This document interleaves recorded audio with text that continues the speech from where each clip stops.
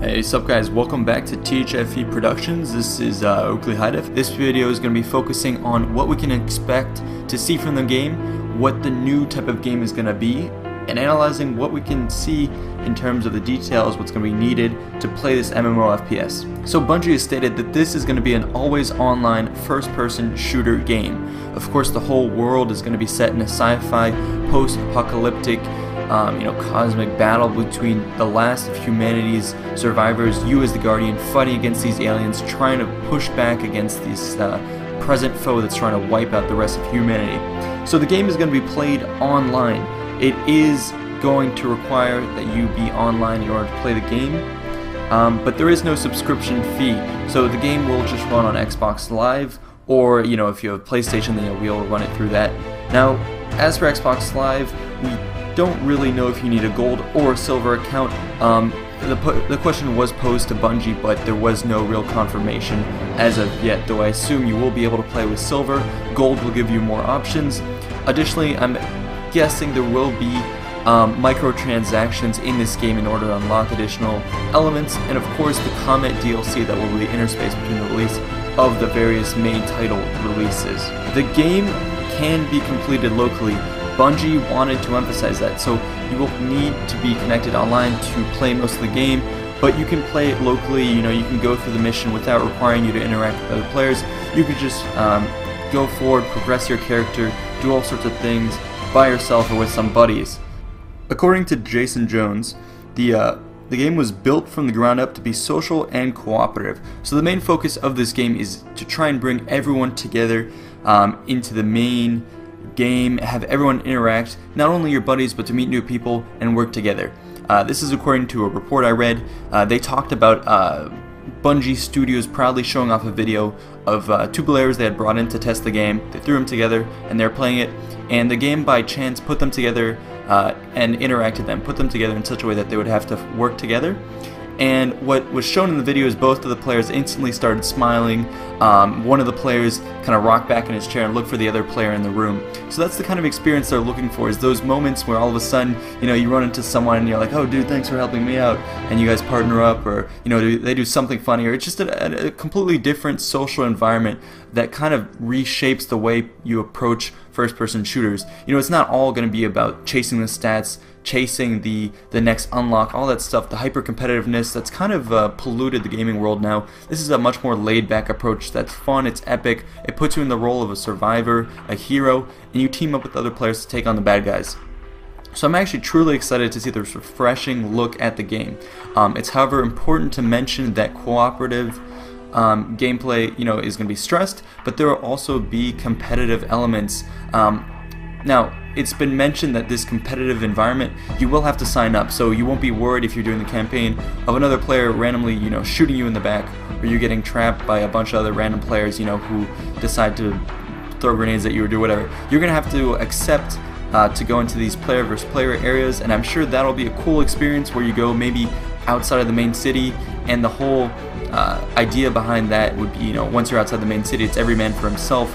And I'm guessing that's where the factions will come into play. Maybe you'll choose various factions, you can team up with your other buddies and fight against the other factions, vying for control of resources, which will allow you to bring back to the main city, and then get more supplies. So I'm sure they'll be able to bring it in thematically, and in terms of the lore of the game and the way it's set up, I'm sure they'll be able to make it make sense.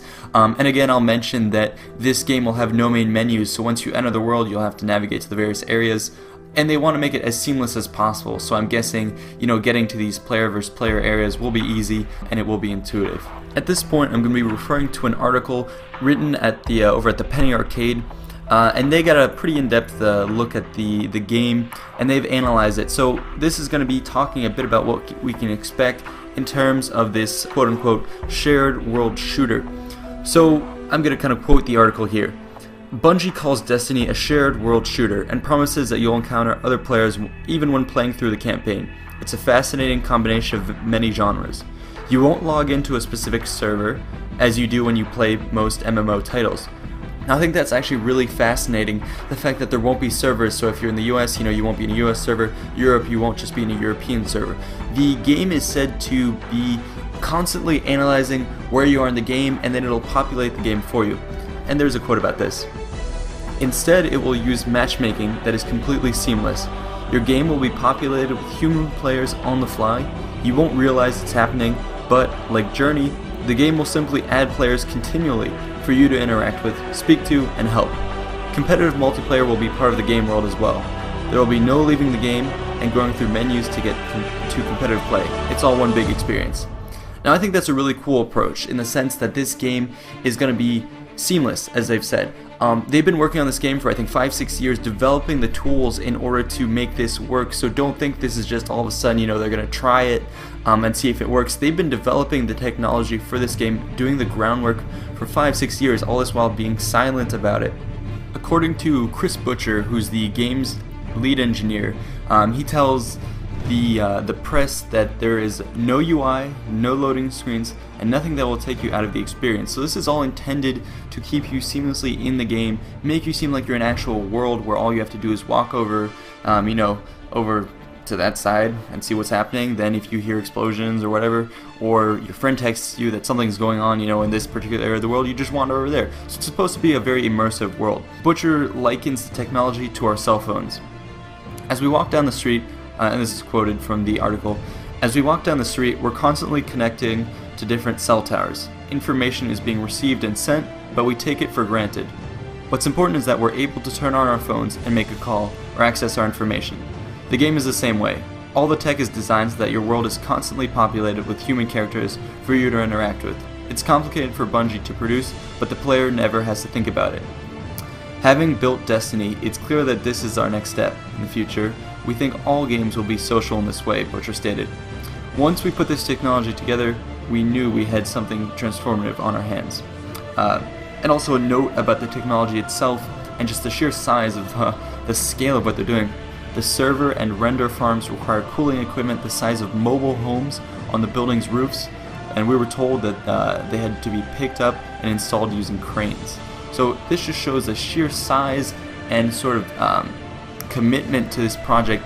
Bungie truly believes this is going to be the next step for gaming, and so they're putting everything into it, and I'm truly excited to see where this leads us. It's clear that Bungie knows what they're doing. It's important to the team that the game is enjoyable for gamers of all skill levels. He stated, saying the article is quoting a Bungie employee, he stated that the hard part is keeping the game interesting for advanced players. Quote, "We're going to succeed because we're advanced players, and we play the game all the time," he assured us. So that's I believe either Jason Jones or another person at Bungie saying that they have been playing this game for a long time, they're all skilled players, and the way it's put together is skilled players will still be able to have fun, have a good time, and I'm guessing this will be kind of like other MMO games, sort of like World of Warcraft, where higher level people will be able to join together.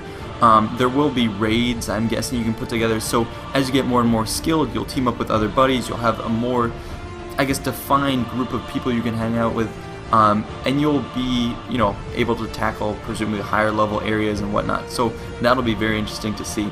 Although of course, you know, it hasn't been stated that there will be explicit dungeons or leveled enemies. I'm just kind of speculating at this point. I'll go back to the article. So, this is from the article. He also brought up the distracted modern gamer who may or may not have a large gaming time budget. Quote, "They don't want to work hard. They don't want to read. They don't want to go to their internet to figure out our bullshit. They want to be entertained. They want to be heroes. They want to feel things they don't feel in their everyday lives. Our core experience has to be delivered as simply and as directly as possible." So I think that's awesome. It's awesome to admit that they know how the modern gamer works. I mean, when you go into gaming, you just go to be entertained. I mean, a lot of people like being invested in a strong story and all that, but at the end of the day, I think the modern gamer is, you know, truly a gamer who's also on Facebook, who's also interacting socially with other people, and I think they've hit the nail on the head with this game in terms of bringing a world where you can really explore it, but not explore it alone. Explore it with your friends, level up your character. They've really brought in so many different elements into this game. I think it will be truly breathtaking. So if you guys aren't really sure what the MMO experience is in terms of first-person shooters, you might want to take a look at PlanetSide 2. PlanetSide 2 was launched free, so you could play it, and there'd be countless players on these continents. huge warfare. You pick and choose from various classes. Players defend and attack areas. You have tanks rolling in. You have combat in the air. You have all sorts of things going on, and you have emergent gameplay. And it's player defined. The game works essentially with huge servers, having lots of people in game. You could travel various elements, organize columns of tanks supported by infantry roll in. You have a push and pull. It's really dynamic. And it worked by having microtransactions, all sorts of stuff to upgrade your character and unlock weapons, etc. But as you can see here, I'm just showing you some gameplay to show what we might expect from Destiny in terms of the player versus player areas, where you have, you know, all sorts of players coming in, funneling in, dynamic gameplay coming. It's not scripted, it's not, you know, restricted to a small linear map with predictable weapon spawns and all that stuff like we've been used to with first-person shooters. It's all about bringing in all sorts of different players, coming in from different angles, working as a team, defining yourself, all this stuff that's going to be extremely fun, and I think will have huge, I cannot overstate that enough, you know, huge potential for replayability. This is going to be so fun. It's all going to be based off the players, and I'm extremely excited to see this. As you can see in this gameplay right here, this can yield really intense firefights, really fun gameplay, stuff that you've never seen before, stuff that seems like it should be, you know, completely scripted, these huge battles coming in, but no, it's all fueled by players themselves organizing and working together. So I think this is really cool, and yeah, I'm sorry guys, I'm just really excited for this game. Pardon me for saying it's really cool, but, you know, fuck, it definitely is. For a bit more insight into how this whole dynamic will work in terms of running into other characters, I'm going to read to you a bit about an article that was posted over on IGN where they talk about this type of gameplay. Alright, so this is going to be Staten and Jones. So these are two people who work over at Bungie, and IGN is going to be talking a bit about what they told them. So this is going to be essentially a story about a possible gameplay scenario in Destiny in which Staten has a Warlock class character and Jones has a Vanguard class character. And it starts off where they're at the tower. So the tower is a reinforced monolith that serves as your home. It's basically the place in the main city of Earth under, of course, the Traveler, where, as the article says, here you can socialize, gear up, or group up, and then aim for the stars, literally. Many other players mill about. Some you may know, some you may not. Some are making plans for adventure, but others may simply be watching the sunset, and then they go on and talk about the dynamic lighting, the time of day effects, and all the cool ambient effects and all that stuff. So that's impressive. But I think what's cool about this hub is it's somewhere you can go, meet up with your friends, and then head off to the various planets, go explore, and this is kind of going to be your hub where you can, as it says, gear up, so you can probably exchange. I'm sure when you find items in the wild or whatever, you can sell them, you can buy new ones, you can upgrade, you can do all sorts of stuff like that. And it says you'll find players who are new to you. So you might be able to recruit people to come with you on your adventures or tasks, you know, get together a group of people and go on a raid or progress the campaign with a group of total strangers, you know, or friends, or a combination of the two. Anyways, the group goes off to Mars, where the pair finds, quote, the bones of a lost human civilization. It's an ancient city, Staten detailed, buried in the sand, the precious remains of a golden age. Here to prevent you from reaching any of the literal gold that's rumored to lie beneath the ruins of the Dust Palace are the Sand Eaters, a group of massive, armored, rhino-esque creatures known as the Cabal. What ensues is a shootout that turns ugly for Staten's Warlock and Jones' Vanguard. Fortunately, a mysterious female player, rocking a Hunter class, speeds up on the very ghost-like Pike vehicle and helps turn the tide thanks to her unique weapon dubbed the Fate of All Fools. And they talk about how the battle was won thanks to this behind-the-scenes matchmaking that linked the players. So Bungie talks about how this is groundbreaking, as I've mentioned, I'll go into a little bit further. How this is groundbreaking, evolutionary, you're in a firefight, all of a sudden new friends can come in and help you, they can change the whole dynamic. And this is going to be crucial to the game. It goes on to say, the two of them are now three, and the trio plumbs the depths of the Dust Palace, reaches Charlemagne's vault, and Staten scores a new pistol. Like the Huntress's sidearm, it too has a custom name, Thorn, a fitting description for a 45 caliber hand cannon. With this outing complete, the Hunter leaves just as quickly and quietly as she arrived. If this sounds a bit reminiscent of IGN's 2012 Game of the Year award-winning Journey in that regard, you're not alone. And just like that, Staten explained, the Dust Palace becomes part of my story. The breadth and depth of Destiny's world encouraged me to find my own adventures. It's a place where I can leave my mark. So that's the dynamic basically in a nutshell, which is where there is a main story to the game, but a massive amount of it, the vast majority of it, will be shaped by where you choose to explore, who drops in on you, and that's what's going to be great, what's going to be fun, what's going to redefine this type of game. So now Bungie is coming back, and they're asking the question, how do we take the genre we love so much, the first-person shooter, and turn it on its head? The answer is Destiny. So what they're going to be doing with this next game is revolutionizing essentially how gaming works. So in the past, they looked at, okay, what do we do with first-person shooters? And they developed Halo, the theory, all the mechanics that we now take for granted. Fast forward to where we are now, the world has changed. We now have social networking, we now have all these different massive multiplayer online games. The gaming universe has changed, and it really needs to be shaken up. So Bungie has taken a look at this and said, what do we need to do to redefine this and to push it to the next step? And here is Destiny, a game that is focused around, blazing a path forward, and I'm extremely excited for this game, guys. I hope you are too.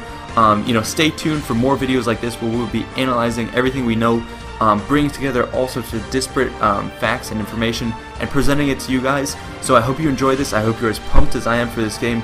Stay tuned, make sure to like this video, subscribe, and I'll see you guys out there. Peace out.